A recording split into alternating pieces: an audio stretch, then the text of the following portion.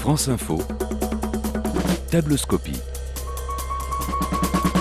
Aujourd'hui, direction le Louvre-Lens qui expose depuis le 22 mai et pour une semaine encore, une cinquantaine d'œuvres de cet artiste qui, bien aidé par un atelier à son service, en a peint en fait bien plus. C'est un de ses chefs-d'œuvre que vous allez découvrir en compagnie de Claude, Jean-Baptiste, Anouk, Anne.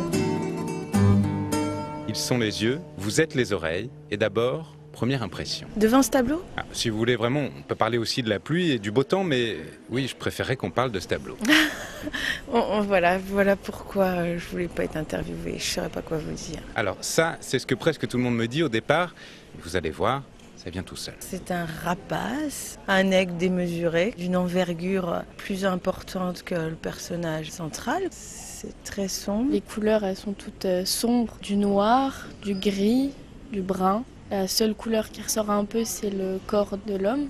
Il est très musclé, il est nu. Et presque irréel, un corps surhumain, seule zone du tableau éclairée de lumière, mais un corps blessé aussi, tordu par la douleur, renversé par une puissance contraire, malgré une force qu'on devine herculéenne. un immense mouvement, des sentiments très forts, un mélange de colère, de peur qui s'exprime dans un espèce de tourbillon. Là. Ça descend, ça tombe, ça chute en fait. Une chute inexorable pour ce personnage de la mythologie grecque qui a osé défier les dieux en volant le feu sacré de l'Olympe et en descendant sur terre pour l'offrir aux hommes. D'où la torche en bas à gauche du tableau et les chaînes à son poignet.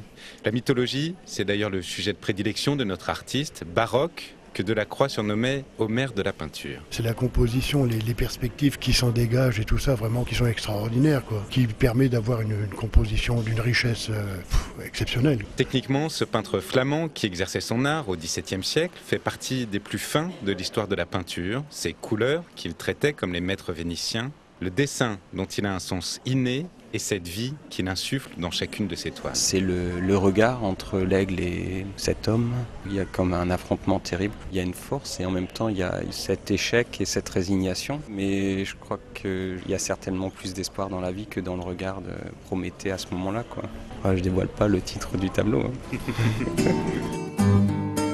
Presque, puisque vous venez de découvrir Prométhée supplicié de Pierre-Paul Rubens, Huile sur toile, Cesson 712, exposé au musée d'art de Philadelphie, mais visible jusqu'au 23 septembre dans la très belle exposition L'Europe de Rubens au Louvre-Lens.